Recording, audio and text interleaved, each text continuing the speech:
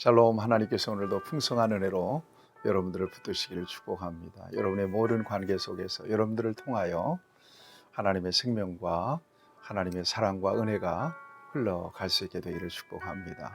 오늘 하나님께서 우리에게 주시는 말씀은 누가복음 12장 49절에서 59절까지 있는 말씀입니다. 여러분 아무리 가까운 사이에도 뭔가 일상 속에서는 별 무리가 없이 보내다가 신앙적인 얘기가 나오거나 종교적인 얘기가 나오면 약간 관계가 싸해지는 어떤 그런 느낌 받으셨을 것입니다. 명절이나 어떤 기념일에 가족들이 모여서 둘러앉아서 여러 가지 담소도 나누고 또 화기애애한 분위기 속에서 음식도 나누고 그러던 중에 신앙적인 이야기가 나오고 종교적인 이야기가 나오고 교회 생활에 대한 이야기가 나오면 분위기가 희한하게 싸해지는 느낌. 그래서 서로 정서적으로 이렇게 각이 세워지고 좀 날카로워지는 그런 느낌들 한두 번 정도는 경험하셨을 거라고 생각합니다. 당연합니다. 성경은 복음을 빛이라 이렇게 말씀합니다. 예수님은 빛이십니다. 당연히 세상은 어둠이죠. 어둠과 빛은 절대로 섞일 수가 없습니다. 어둠 가운데 빛이 들어가면 어둠은 반드시 물러가게 되어 있습니다.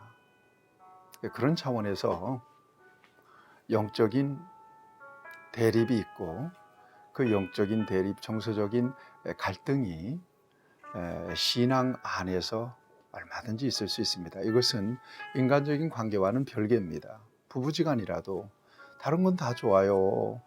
뭐 맛있는 거 먹자면 먹고 또 좋은 거 사달라면 사주기도 하고 어디 여행 가자면 뭐 여행을 갈 수도 있고. 그런데 신앙적인 것만큼은 전혀 다른 세상이에요. 그 얘기가 나오면 분위기가 날카로워지고 이상해져요. 여러분 그 이유를 분명하게 여러분들이 좀 생각해 볼 필요가 있습니다. 복음, 진리는 변하지 않는 생명입니다. 그래서 복음이 들어가고 진리가 선포되면 어둠의 역사는 긴장하게 되고 요동하게 되고 그리고 도전하게 되죠. 그래서 갈등을 일으키기도 합니다. 오늘 본문 말씀에서는 그 이유를 분명하게 우리 예수님께서 직접적으로 말씀하십니다. 여러분 49절 말씀 보세요. 내가 불을 땅에 던지러 왔다 그랬습니다. 무섭지 않아요? 불을 땅에 던지러 왔다. 이 불이 이미 붙었으면 내가 무엇을 원하리요 그랬습니다. 근데 이 불이 도대체 뭘까? 이후로 쭉 보게 되면 51절에 보세요. 내가 세상에 화평을 주러 온 줄로 아느냐? 내가 너희에게 이르노니 아니라 도리어 분쟁하게 하려 함이로라. 분쟁, 불이라고 하는 게 분쟁이에요. 분쟁이란 말씀을 계속 주고 계세요. 52절 말씀에서도 한 집에 5사람이 있어 분쟁하되 셋이 둘과 둘이 셋이 하리니. 심지어 53절 보세요. 아버지와 아들, 아들이 아버지, 어머니와 딸과 딸이 어머니와 시어머니와 며느리가 며느리가 시어머니와 분쟁하리라 하시니라. 분쟁이에요.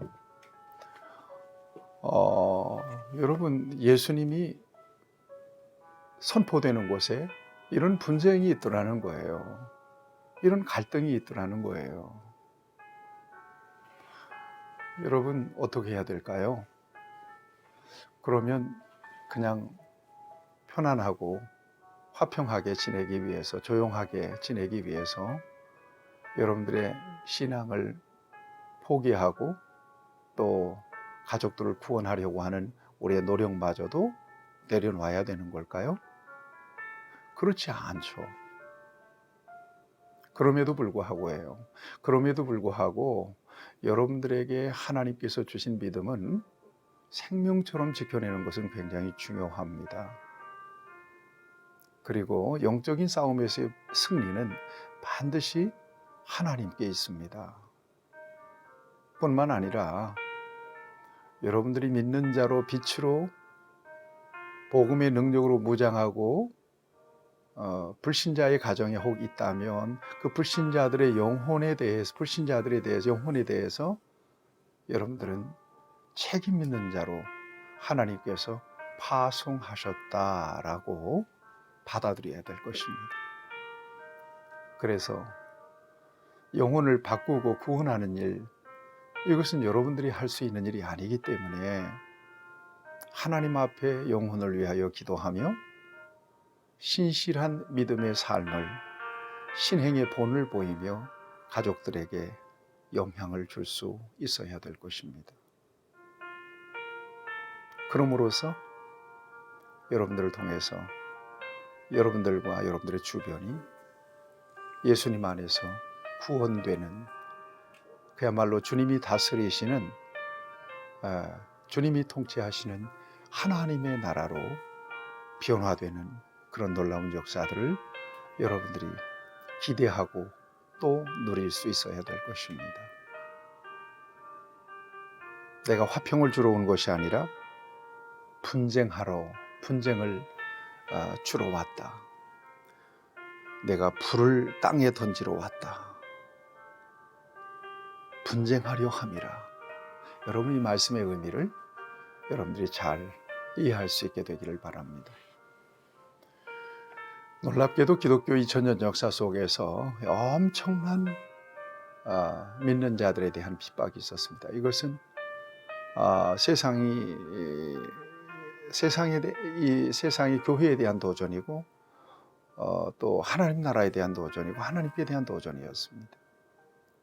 그럼에도 불구하고 하나님은 복음으로 점점 이 세상을 정복해 가십니다. 이제는 거의 미전도 종족이 없을 만큼 복음이 다 들어가 있습니다. 복음은 생명이기 때문에 핍박이 오고 환난이 오고 시련이 오면 더 그 순도가 높아지고 더 강해지는 속성이 있습니다. 생명이기 때문에 그렇습니다. 분쟁을 주러 왔다. 혹 여러분들로 인하여 영적인 분쟁이 여러분들의 가정에 있습니까? 아니면 여러분들의 공동체에 있습니까? 관계 속에서 있습니까? 당연한 것으로 받아들이면서 여러분들의 믿음의 역할, 믿는 자로서 여러분들의 사명을 충실하게 감당해낼 수 있기를 바랍니다. 그럴 때 놀라운 하나님의 승리를 여러분들에게 주실 줄로 믿습니다. 그 다음에 54절 이하에 보면 때를 분별할 줄 알아야 된다라고 하는 말씀을 주고 계십니다. 또 무리에게 이르시되 너희가 구름이 서쪽에서 이는 것을 보면 곧 말하기를 소나기가 오리라 하나니 과연 그러하고 남풍이 부는 것을 보면 말하기를 심히 더우리라 하나니 과연 그러하니라. 이게 바로 때를 분별하는 그런 그 능력입니다. 우리 모두에게는 육감으로 때를 분별하는 어떤 능력이 와 있습니다. 이제 입춘이 지났으니까 꽃 피는 봄이 오겠구나. 그리고는 날이 점점 풀리는 느낌, 어디선가 불어오는 어떤 봄내음, 풀내음, 이런 것들을 상상하게 돼요. 때를 분별할 수 있는 능력입니다. 영적으로도 마찬가지여야 된다는 것입니다. 지금이 어느 때냐? 지금 어느 시대를 우리가 살아가고 있느냐? 지금이 정말 이렇게 살아도 되는 때냐? 그 시기와 때를 분별할 수 있어야 된다는 것을 우리 예수님께서 말씀하고 있습니다. 56절을 보세요. 외식하는 자여, 너희가 천지의 기상은 분간할 줄 알면서 어찌 이 시대는 분간하지 못하느냐. 외식하는 자여 그랬거든요. 외식이라고 하는 것은 종교적 위선을 의미합니다. 여러분, 우리가 정말 경계해야 될 일이 바로 외식이죠. 진심으로 주님을 향한 고백과 신앙이 저와 여러분들에게 있고, 그에 합당한 따르는 삶이 우리 모두에게 필요합니다. 그러나 종교적 위선 가운데 있는 외식하는 자들은 도대체 때를 분별할 수 없는, 시대를 분별할 수 없는 그런 영적 무감각 속에서 사는 사람들인 것을 우리 예수님은 지적하고 있는 것입니다. 58절 말씀입니다.